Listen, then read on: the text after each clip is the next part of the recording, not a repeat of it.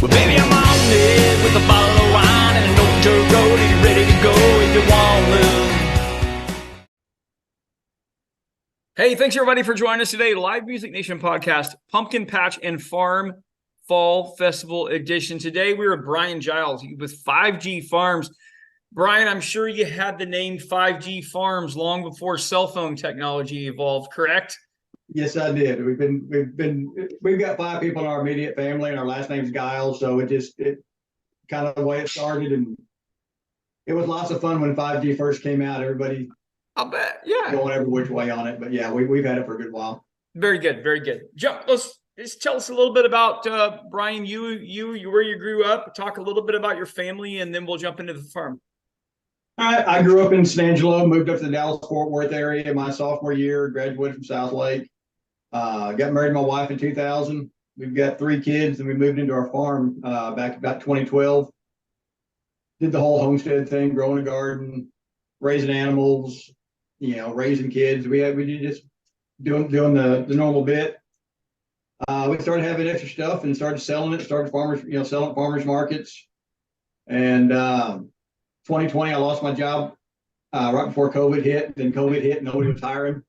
So we were going to ramp up the farmers markets, and they shut down. And we started doing home deliveries. And then we opened up a farm store, and everybody wanted to come out. And so it went real well for us with that. And we've just been kind of rolling since then. Some of our customers wanted us to crank up a pumpkin patch, so we did that. And here we are. All right. So when people step out of their car onto the farm, what's the first thing they're going to see?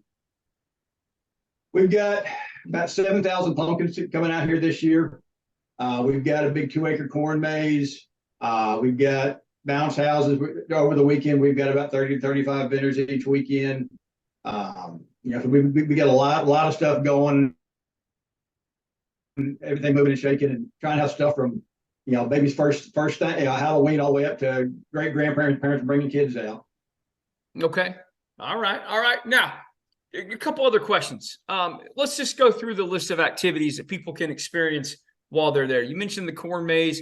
What are some other things you have going on? Oh, we got our great big corn maze. It's about 2 acres. We generally it's going to take about 30, 45 minutes for somebody to get through it.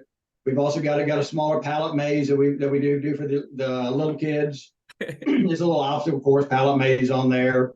We've got a big bounce house.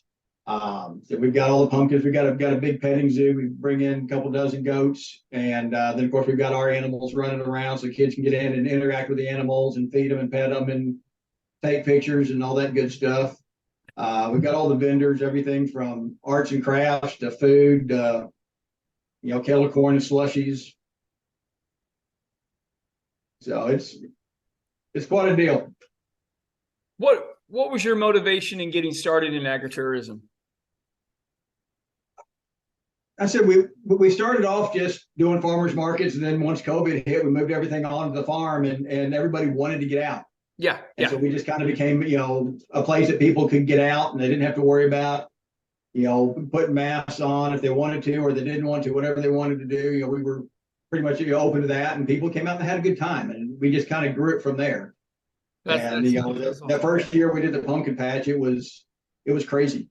Yeah, I bet. My wife was expecting a small pumpkin patch, and we had 5,000 pumpkins show up, and we opened the door, and it was just absolute chaos.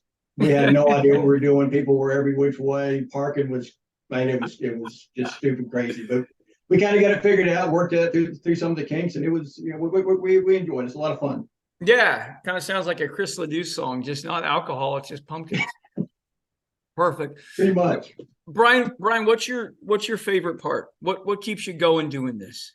Probably my favorite part is watching. I've got two things that really, really kind of keep me going. One is watching people come out and celebrate, life.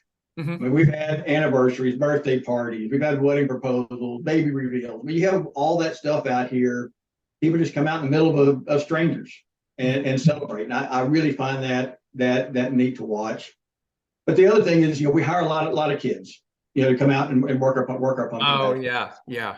And I try and put a minimum age of 14 on there. So a lot of these kids, some of the kids have been with us, 4 years now. A lot of them have been with us 3 years. But you watch these newer kids come out there, and they're timid and they lack confidence. Like any 13, 14, 15-year-old's going to do.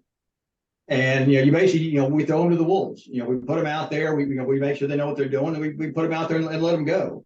And watching them build their confidence and build their maturity by the second or third or fourth day is really, really neat. I mean, it's something that these kids can't get going to McDonald's or Walmart or wherever. So by the time they're said and done, I mean, they're carrying on conversations with adults just like you and I are. Looking in the eye and being able to talk and communicate with them. And it's really neat to watch that.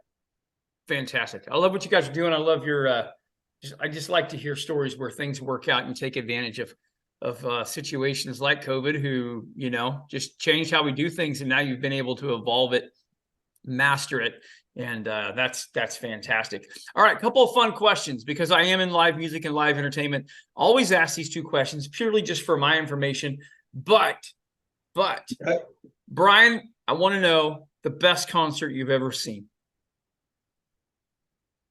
My two favorite concerts were George Strait and Kenny Loggins. Probably George Strait was my favorite concert I've ever been to. I've always loved his music. All right. Dead or alive, you could bring one musical act to your farm for your community, or just for you and your family, intimate setting. Money not an issue. Dead or alive, who do you want to see? George Strait again. Bring him out. I mean, yeah, you can't go wrong with that at all. Absolutely. Never. Yeah, Brian, how do people find out more about 5G Farms? The best way to do it is on our Facebook page, which is 5G Farm TX. And you can get on 5G Farm TX, and we post everything on there. You can get our website and all that other good stuff on there, but that's the easiest way I keep that updated pretty regularly. Okay. Very good. Guys, check them out. Brian, thank you so much for being on with us today and sharing. Thanks for having us. I greatly appreciate it. You betcha. Absolutely.